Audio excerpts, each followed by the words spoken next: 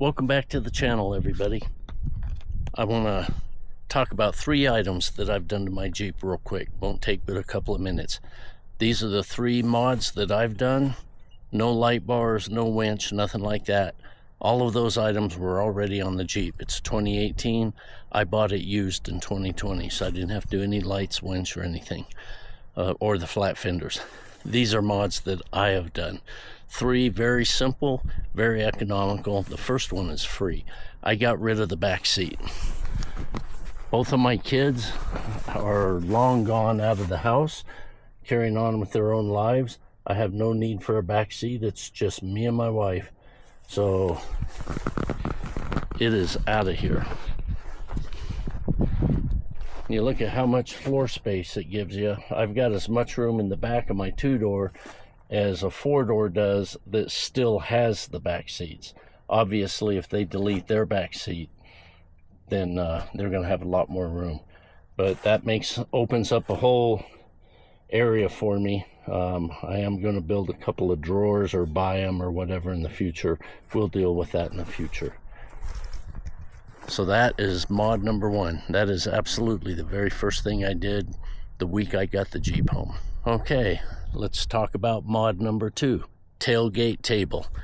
You've seen these all over YouTube, all over the internet, and this one's no different. I'm not going to do an installation for you, installation video. I'm just going to show you what I got. I chose to get the double decker. It gives me a lot more workspace, very convenient. I like them. Get on YouTube, search Jeep tailgate table, and you will find a ton of install videos. They all install about the same. You drill a couple of holes in the back. You install riv nuts. You'll have to get a riv nut tool. You can get them at Harbor Freight for little to nothing. Most of these, I know mine did, come with a template you can lay out on the tailgate to mark out your 4 holes. You drill 4 holes, install the riv nuts, and you bolt it in and you're done. Now you notice I have a lot of foam on here. That's to keep it from rattling when I'm driving down the road. These things rattle terrible. I've got friends of mine that have the high dollar single deck fold out ones that have the slide out bamboo table. You know, you're looking at $250, $300, and they rattle just as bad. I've seen it firsthand. This one here, I believe I paid like $85 or $86 on Amazon. I don't remember the brand. Get on Amazon, look it up, and you'll have a big variety to choose from. I just like the double deck. That thing is very handy.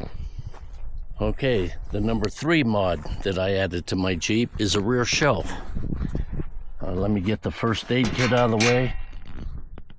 I know everybody watching this video keeps a first aid kit with them, especially if you're going to go outdoors. And we'll get my emergency tire plug kit. Not the little $6 one in a blister pack that you get at Walmart. Get you a decent one that has everything you need. Now that I got those 2 items out of the way, let's look at mod number 3. That is this rear shelf. I absolutely love this shelf. It's solid as a rock. Installation was challenging. I couldn't find one. I don't know if it's impossible or not, but it is almost impossible to find one of these set up for a 2-door.